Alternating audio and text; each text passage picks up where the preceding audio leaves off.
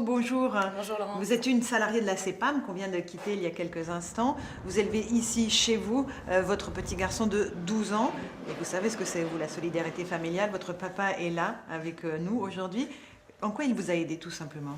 Il m'a aidé au point de vue financier pour participer à la réussite de la CEPAM. Combien est-ce que vous avez prêté à votre fille, Monsieur Coton? Je lui ai prêté 1 000 €. Et pour vous, c'était évident qu'il fallait aider Isabelle? Bien sûr, parce qu'avec l'enthousiasme qu'elle mettait à parler de son entreprise et à me raconter les difficultés qu'elle avait, donc je pensais qu'il fallait sauver Isabelle et sauver la CEPAM derrière. Voilà. Alors 1 000 €, c'est une somme importante. Vous allez petit à petit rembourser? Voilà, en fonction des mois, il y aura peut-être un peu plus, un petit peu moins, mais ça, c'est entre nous. Oui. Je m'arrange avec mon banquier, oui, c'est pas un souci. C'est pas un souci, non. Et il y a un autre secteur qui, paradoxalement, ne connaît pas la crise, c'est le secteur de la culture et des loisirs. Là aussi, les Français cherchent des bons petits plans.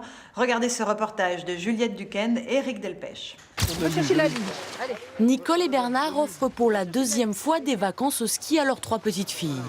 Et cette année, ils ont choisi une petite station de ski d'Auvergne. Cours de ski, location, forfait et alimentation. Le budget de cette famille de 5 personnes est de 1 000 € pour une semaine.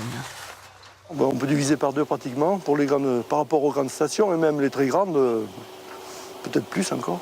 Ce que j'aime bien, c'est que c'est pas souvent que je vais au ski, alors j'en profite.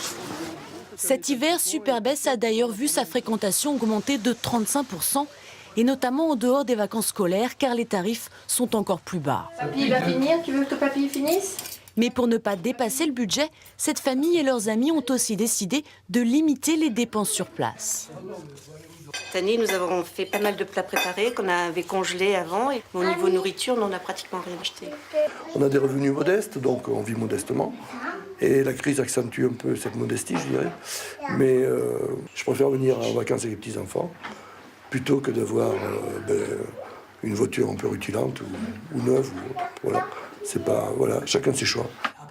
Face à la crise et à la baisse du pouvoir d'achat, 60% des Français font les mêmes choix. Cette famille prépare ses vacances de l'été prochain. On débarque à Patras. 3 semaines en Grèce pour seulement 1 000 €, le coût du trajet aller-retour. Leur secret, échanger leur maison grâce à un site internet. Certes, il ne faut pas avoir